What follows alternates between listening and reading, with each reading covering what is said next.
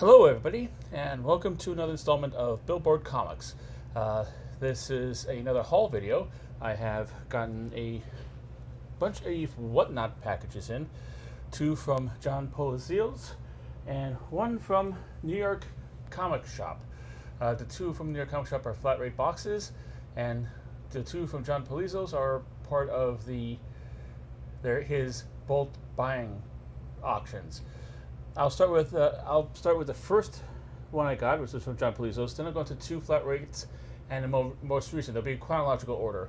Not that you care, but just so you know. All right, here we go.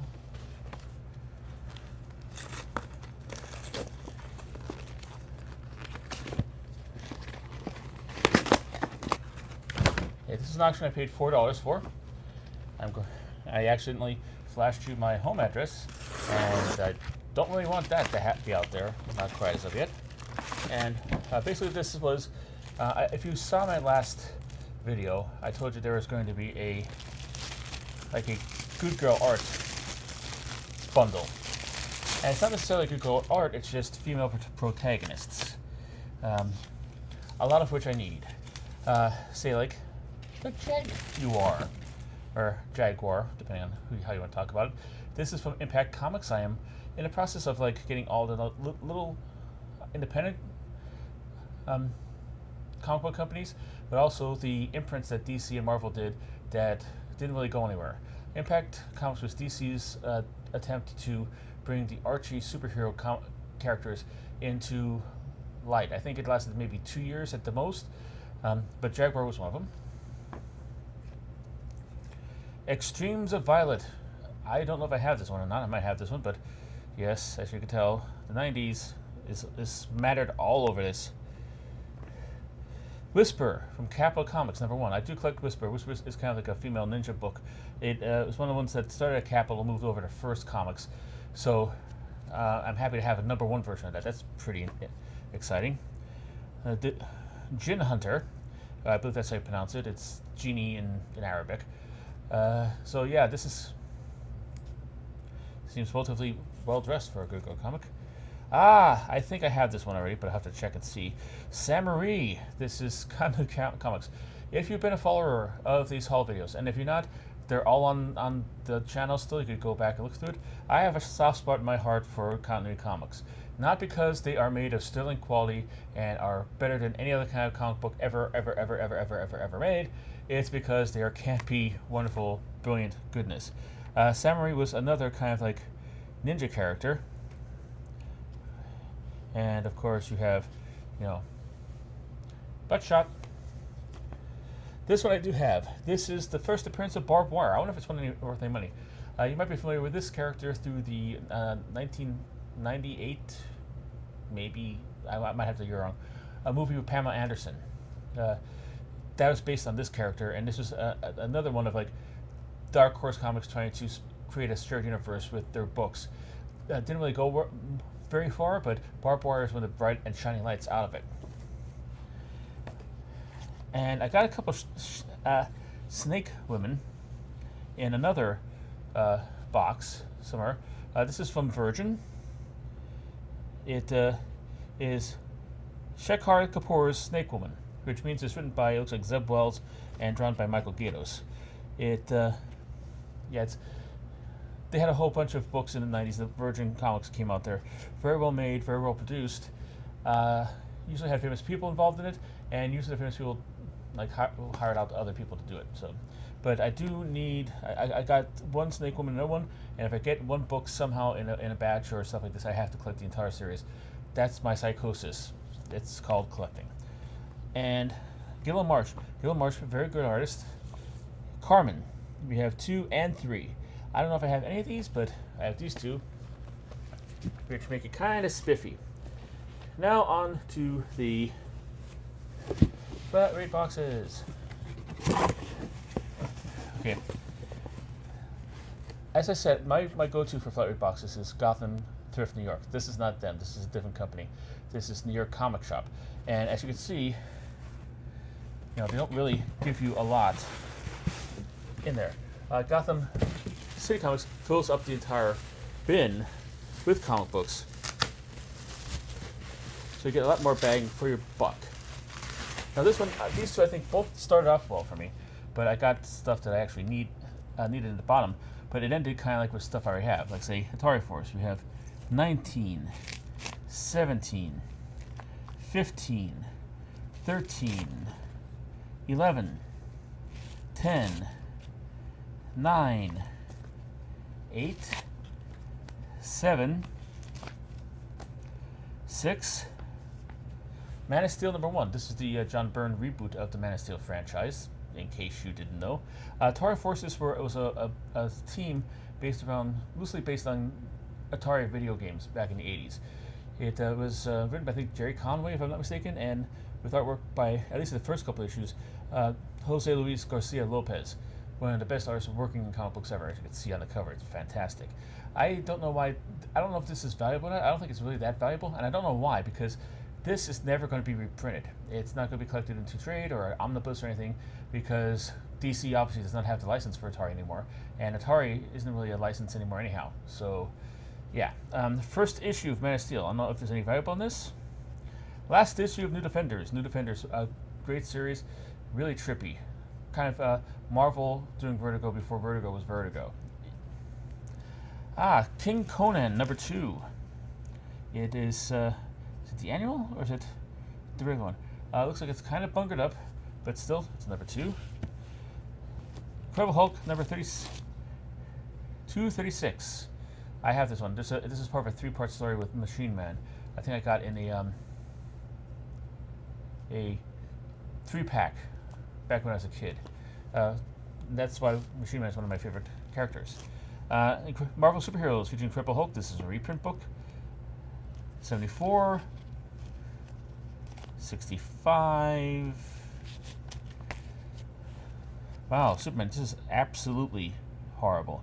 290. I don't think I'm even going to keep that one. Look, here. Looks like the cover's probably not even attached. I'm afraid to take it out. Yeah. All right. Another Superman.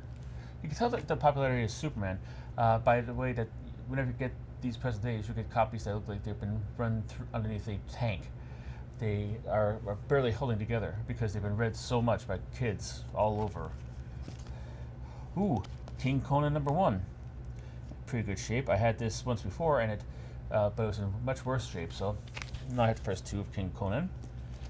Red Sonja, She-Devil with a sword.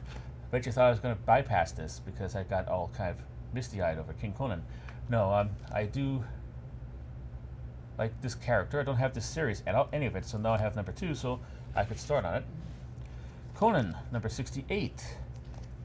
204. 48. I'm trying to build up my Conan set as well. Micronauts New Voyages, I have that. Conan 197.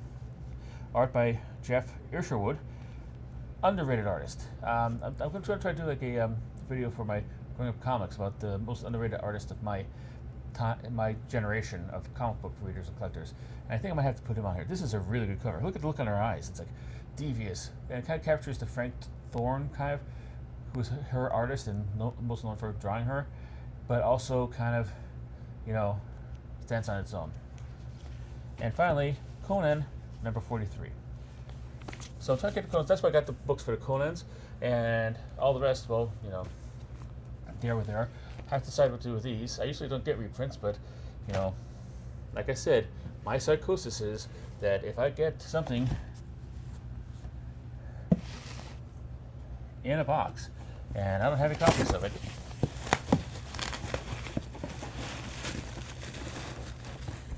okay, this seems to have a little more books than the last one, which is a good thing. It's not a bad thing. But wait till you see the books. All right, so here we go. We have Bubble Wrap. X-Force. Have a complete set of this. Yeah, don't judge. Man-Bat. This is, I think, a reprint of the stuff. Neil Adams and Frank Robbins. DC and Marvel did a whole bunch of specials where they reprinted in quality paper a bunch of their classic stories. And you know, I don't know if this is technically qualifies as a classic story, but it got reprint anyway. 6 from series number 1. I think I have this one. I'll put this in the to be checked pile, but you know, Planet of the Apes, don't have that one. Have a complete set of Micronauts, so I do have this one. Amazing Spider-Man, 355. Eternals number 5. I have some of this series. I don't know if I don't have the complete set. I don't know when mine begins and ends, but I'll put them to be checked pile. Punisher, number 21. Outsiders, number 1. I have a few of these. Number 1 had like 16 different covers. I exaggerate, probably 2 or 3. But I don't know if I have this cover. Art by a young Travis Tirest, another underrated artist. Very, very, very nice. Of course, you know, Looker is giving a guided tour of downtown Cleveland to us. Say hi. Hello, Cleveland. Cage, number 1. This is the, have this. This is an attempt of revamping Luke Cage for the 90s generation. Cable, number 1. Have this one as well. Shadow Riders, number 1. This is an embossed cover. This is from the Marvel Comics UK imprint. This is an attempt of Marvel to try to get eyes on their UK books. They had an actual office in the United Kingdom, and a whole bunch of really kind of like characters that kind of bridge the worlds of Marvel and British comics. You know how British comics have, like 2002 AD, have a certain look and feel to them. They try to marry the two to this, and this is one of the concepts that came over from that. Super Soldiers, number 1. Shadowlast and Doll Man. This is Secret Origins, number 8. Loved this series. Loved it, loved it, loved it, loved it. Because you have 2. This is at the time when they had 2 stories in each one. One modern day, or Silver Age character, one Golden Age character. Roy Thomas did all the Golden Age stuff because he was like Mr. Golden Age. But very interesting. Here's an annual, drawn by one of my favorite artists, John Byrne. John Byrne is like one of my favorite artists, and he has a soft spot in his heart for the Doom Patrol. He actually did a version of it in the 90s, I believe. Infinity Crusade, shiny. I do have that one. I have this one. I have this one. Suicide Squad. Another Secret Origins. Star Trek Next Generation Annual. Scorpion King, number 1. You think that like that's The Rock? You think that like this is bad? You should actually watch the actual movie. Space Knights, number 1. I think this is the. Ooh, hold on, hold up, wait a minute. As you see, it's kind of. It's a chunky boy.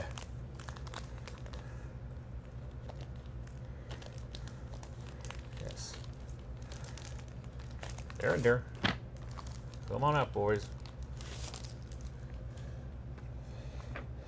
Mama's waiting for you. For a high-heel boots and her long, low-cut sweater. Come on out, Space Lights. So here we have Space Knights, number 1, number 2, number 3, number 4, number 5. And for you who do not know, because it's this is issue 1/5, this is a complete set. Yes, this is basically an attempt at Marvel to try to get some use out of the mythology they built around the ROM, the Space Knight action figure adaptation they had, without like just keeping the whole concept alive. So instead of like ROM the Space Knights, it's just Space Knights and kind of plays into that. But I have the whole set. Aquaman Special number 1. I think I need this. Hardware number 1. I just got this in another bag, polybagged. So I don't know if I need this or not, but now I don't have to open up the polybag because I have it right here. Legend of Aquaman. I think I need this. This is another special. Gen 13. Yeah, it appears to be another chunky boy.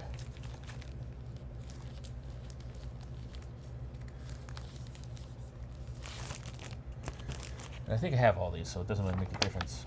But it's 4, 5, and 6. And Tomo and Witchblade. I guess Tomo's a Crusade character, and it's kind of like a crossover. Pretty interesting artwork. And now, the next one from John Polizios.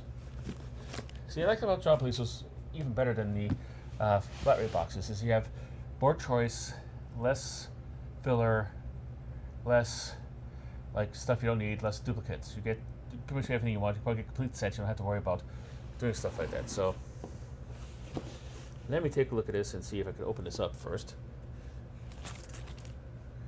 Depending on how successful I am, it depends on how quickly time jumps in this thing. If you still hear me talking, then you know that I got to open quickly and efficiently.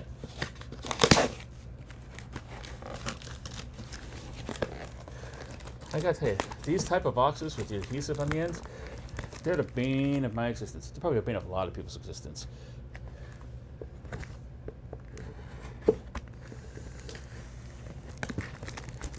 Yes, they have adhesive that's more powerful than any adhesive known to man. And then they tape it, which is kind of like, okay. Alright, here we go. I did it relatively in a timely manner. Now let's see what I got this time.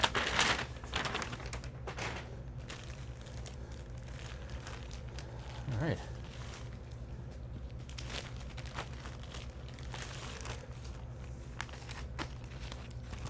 Okay. So here we go. Got a bunch of Action Comics.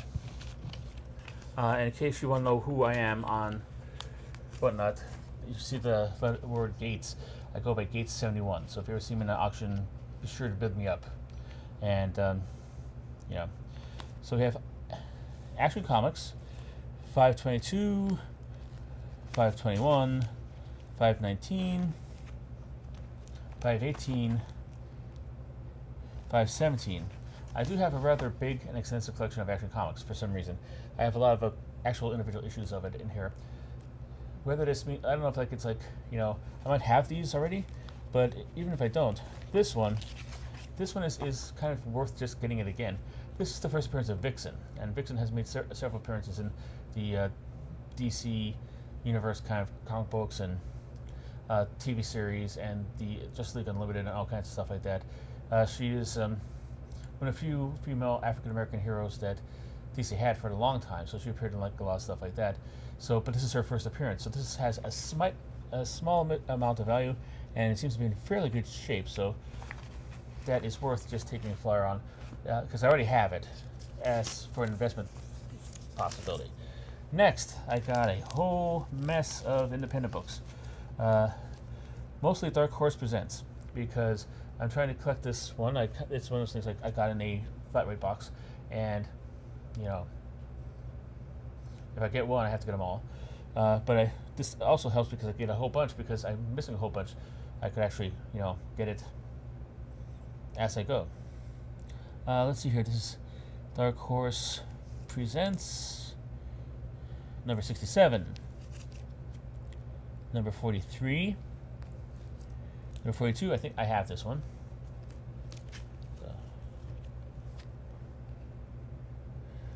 68, 69, a couple Savage Dragons, 6 and 7, which I have, and 64, which I do not. 13, this was like in the early days of Image, they had like a lot of experimental things. They had one time where they bumped every series up to number 25, which would have been only like, for a normal comic book company, 1 year in the future, but for the way they were always delayed, it was like 2 or 3 years in the future, which is always fun, that they had to actually, you know, keep in mind that 2 years ago we did number 25 and it's supposed to match this, stuff like this. But the 13th issue of every Image series that's published, at least the original ones, swapped creators. And this one is, instead of being done by Eric Larson, it was done by Brandon Choi and Jim Lee. So that's fairly interesting. We have that. And again, some more Dark Horse Presents, 65 and 66. So what do you think of my haul? Do you think it was good? Do you like what I got? Do you think like the whole policy of trying to get a whole flat rate box just for a couple books is a good idea or a bad idea. Which do you prefer? Do you prefer like getting the flat rate boxes where you have, to get a whole bunch of books that you might not need just to get the ones you want, or the one going through a vendor like John Polizios where you could get a whole run of books and less chance of duplication? Well, yeah, just let me know in the comments, and please subscribe, share, comment, and like this post. I really do appreciate your feedback, and until I see you again, keep on collecting.